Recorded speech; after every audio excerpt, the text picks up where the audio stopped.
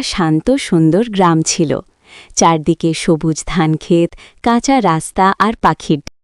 গ্রামটা যেন এক টুকরো স্বর্গ। সেই গ্রামে রহিম নামে এক গরিব কৃষক ছিল, কিন্তু ভাগ্যটা তার ভালো ছিল না। কোনো কাজ পেত না। কিষানপুর গ্রামের মোড়ল ছিলেন খুবই দয়ালু মানুষ। তিনি গ্রামের সবার খোঁজ খবর নিতেন, বিপদে আপদে সবাইকে সাহায্য করতেন। গ্রামের মানুষ তাকে অনেক সম্মান করত। রহিম লজ্জা পেয়ে মাথা নিচু করে বলল, কোনো কাজ পাই না মা, তাই খুব কষ্টে আছি। তখন মোড়লের বউ মায়া ভরে বলল, চলো আমাদের বাড়িতে একটু কাজ করো, মাঠে কিছু ফসল আছে, ফসল কেটে আন। রহিম মাঠের দিকে যেতে যেতে আল্লাহর কাছে শুকরিয়া আদায় করে বলল, আলহামদুলিল্লাহ।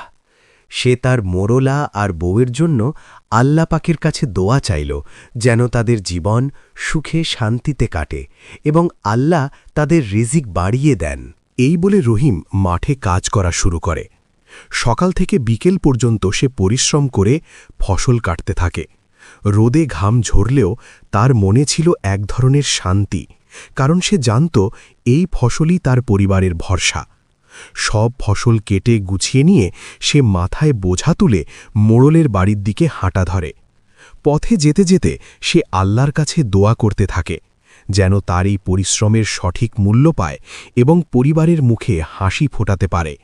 মোড়লের বাড়িতে গিয়ে রহিম বোঝা নামিয়ে ফসল বুঝিয়ে দিল। কাজ শেষ হলে সে তার প্রাপ্য পারিশ্রমিক নিয়ে বাড়ির পথে রওনা হল।